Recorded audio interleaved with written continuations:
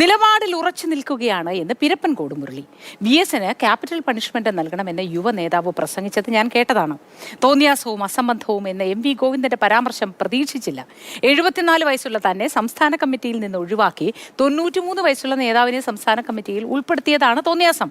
എന്നെ കമ്മ്യൂണിസ്റ്റ് വിരുദ്ധനാക്കാനുള്ള ശ്രമം ഹൃദയവേദന ഉണ്ടാക്കുന്നുവെന്നും പിരപ്പൻകോട് മുരളി പറഞ്ഞു.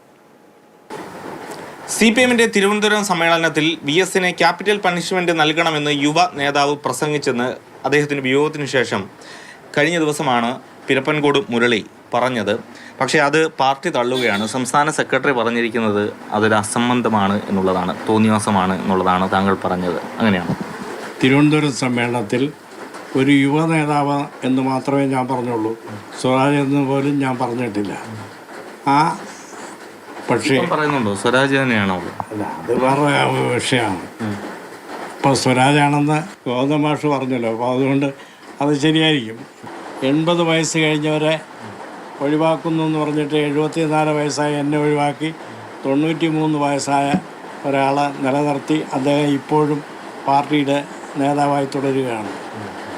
അപ്പോൾ അതിൻ്റെ അർത്ഥം ഗോവിന്ദ മാഷ ഭാഷ കടമെടുത്താൽ അത് തോന്നിയാസമല്ലേ, അത് ശുദ്ധ അസംബന്ധമല്ലേ. എന്നെ പാർട്ടിയിൽ നിന്ന് കമ്മിറ്റിയിൽ നിന്ന് ഒഴിവാക്കുകയും പിന്നെ മറ്റൊരു കമ്മിറ്റിയിലും ഉൾപ്പെടുത്താതിരിക്കുകയും ചെയ്തിട്ട് ഞാൻ ഏതോ ഒരു കമ്മ്യൂണിസ്റ്റ് വിരുദ്ധനാണെന്ന മട്ടിൽ സംസാരിക്കുന്നത് അങ്ങേറ്റ ഹൃദയ വേദന ഉണ്ടാക്കുന്ന കാര്യമാണ്.